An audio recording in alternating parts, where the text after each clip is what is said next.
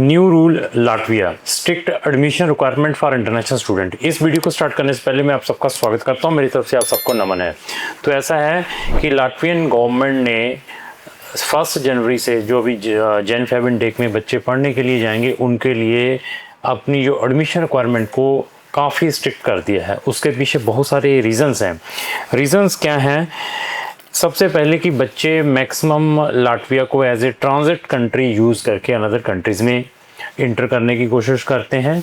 दूसरा, वहाँ की प्राइवेट यूनिवर्सिटीज़ प्राइवेट यूनिवर्सिटीज़ हैं वो बच्चों को विदाउट सोचे समझे एडमिशन्स दे देती हैं। 50%, 55%, 60%, 90% वाले स्टूडेंट उनके लिए एक जैसे रहते हैं। तो अभी इन स्ट्रिक्ट रूल्स के अंदर क्या क्या होने वाला है उसके बारे में 1 बाय 1 डिस्कस करूंगा। सबसे पहले मिनिमम एकेडमिक परफॉर्मेंस। तो अभी उन्होंने अपने न्यू रूल्स में ये कहा है कि 60% मिनिमम बच्चे के परसेंटेज होने चाहिए, तभी ही हम किसी भी यूनिवर्सिटी में बच्चा अपना एडमिशन अप्लाई कर सकता है। ये मिनिमम कट ऑफ उन्होंने बताई है। अभी यूनिवर्सिटी के ऊपर डिपेंड है। अगर आप यूनिवर्सिटी ऑफ लाटविया में जा रहे हैं, लाटविया यूनिवर्सिटी में जा रहे हैं, तो मे बी उन्होंने अपनी रिक्वायरमेंट 65 भी कर सकते हैं, 70 भी कर सकते हैं। लेकिन मिनिमम जो रिक्वायरमेंट है, चाहे गवर्नमेंट यूनिवर्सिटी की चाहे प्राइवेट यूनिवर्सिटी की, 60% वाले बच्चे ही वहाँ पर अप्लाई कर सकता है। दूसरा, स्ट्रॉन्ग इंग्लिश रिक्वायरमेंट। तो पहले क्या था कि बच्चे को MOE बेसिस के ऊपर एडमिशन मिल जाता था और इवन प्राइवेट यूनिवर्सिटी बॉदर नहीं करती थी, वो विदाउट सोचे समझे बच्चों को एडमिशन डिस्ट्रीब्यूट करती थी, जिसके बहुत सारे बच्चों के रिजेक्शंस आते थे, बहुत सारे बच्चों के वहाँ पर पैसे फंस जाते थे। तो अभी आने वाले टाइम में वो अपनी इंग्लिश प्रोफिशिएंसी मैंडेटरी करने वाली है कि आपके पास आइदर IELTS, टॉफल और PT जैसा डॉक्यूमेंट होना ज़रूरी होगा, जो बच्चे जनवरी-फरवरी 2027 के इनटेक के लिए लाटविया की यूनिवर्सिटीज़ में अप्लाई करेंगे। वो मिनिमम रिक्वायरमेंट क्या होगी वो आने वाले टाइम में पता चलेगा। Great responsibilities of universities. अभी क्या है कि अभी यूनिवर्सिटीज़ की भी रिस्पॉन्सिबिलिटी फ़िक्स कर दी है। तो आपने पुरानी हिस्ट्रियाँ उठाकर देखें, चाहे वो ऑस्ट्रेलिया की, चाहे UK की, न्यूजीलैंड की, कनाडा की, US की, तो क्या था कि पहले क्या था कि इनटेक के अकॉर्डिंग वो धड़ाधड़ बच्चों को एडमिशन्स दे देते थे। एडमिशन के बाद बच्चे वहाँ पहुँच जाते थे, उनके पास उसको मॉनिटरिंग के लिए कोई सिस्टम नहीं था। तो अभी बच्चे ज़्यादा एक्सेस होने के कारण वहाँ जाकर भी बड़े हंगामे करते थे उन कंट्रीज़ में। यही सिचुएशन अभी लाटविया के अंदर है। यहाँ पर भी नंबर ऑफ़ स्टूडेंट्स वहाँ पर जा रहे हैं। वहाँ जाने के बाद कोई मॉनिटरिंग सिस्टम नहीं था यूनिवर्सिटीज़ का।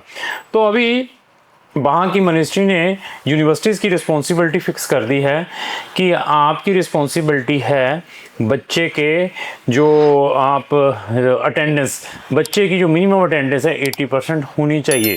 अगर कोई भी बच्चे की अटेंडेंस वहाँ पर 20% से ज़्यादा एब्सेंट होता है तो उस बच्चे को आप इमीडिएटली टर्मिनेट कर सकते हैं और बच्चे को उसकी कंट्री में आप भेज सकते हैं, उसकी रिपोर्ट हमें करें। ये एक उन्होंने रिस्पॉन्सिबिलिटी फ़िक्स की है। दूसरी, उन्होंने उसके अंदर ये भी प्रपोज किया है, जिस यूनिवर्सिटीज़ के रिफ्यूज़ल 30% से ज़्यादा मिलेंगे। अभी कुछ यूनिवर्सिटी धड़ाधड़ एडमिशन बांटती हैं, किसी भी यूनिवर्सिटीज़ के अगर प्राइवेट यूनिवर्सिटी धड़ाधड़ एडमिशन, उसके अगर रिफ्यूज़ल 30% से ज़्यादा है तो उस यूनिवर्सिटी वो है नेक्स्ट इनटेक के लिए बच्चों को, इंटरनेशनल बच्चों को इनवाइट नहीं कर पाएगी। मीन्स अभी क्या है कि they will looking only A quality of students. ये भी एक new one of the requirement है आने वाले टाइम में। दूसरा, रिटर्न टू होम कंट्री।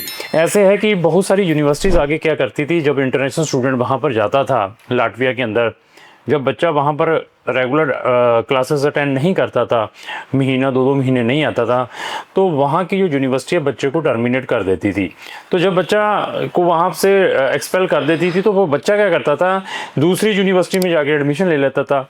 तो अभी नए रूल्स में क्या है कि अगर कोई भी यूनिवर्सिटी आपको एक्सपेल करती है तो आपको अपनी कंट्री में आकर वीज़ा अप्लाई करना पड़ेगा। Instead of inside the country आप यूनिवर्सिटी चेंज करके नए यूनिवर्सिटी के डॉक्यूमेंट लगा के वहाँ पे मिनिस्ट्री में एक्सटेंशन के लिए जहाँ रिन्यूअल के लिए डालेंगे, ऐसा प्रोविज़न भी आने वाले टाइम में होने वाला है। इंक्रीज दूसरा है focus on quality over quantity. तो अभी कहते हैं कि हमें क्वांटिटी नहीं क्वालिटी चाहिए। तो आने वाले टाइम में आईएल्स के अलावा सैट भी इंट्रोड्यूस होने वाला है और जो बच्चे नॉन यूरोपियन कंट्रीज से आएंगे वहाँ पर और ज़्यादा स्क्रूटनाइज होगी। तो नेटशल यही है कि लाटवियन गवर्नमेंट अभी अपने आने वाले इनटेक में काफ़ी ज़्यादा स्ट्रिक्टनेस कर रही है। तो ये स्ट्रिक्टनेस जेन्युइन स्टूडेंट्स के लिए तो कोई प्रॉब्लम नहीं है। जो गलत एजेंट्स जहाँ वहाँ पर बच्चे ये सोच के जाते थे कि चलो हम लाटविया में जाकर दूसरी कंट्री में चले जाएं, उनके लिए आने वाले टाइम में these things will be the big challenges. अगर आपने लाटविया में जैन-फेब 2027 के इनटेक के लिए जाना है तो आप हमारे दिए गए नंबरों पर संपर्क कर सकते हैं। Thank you.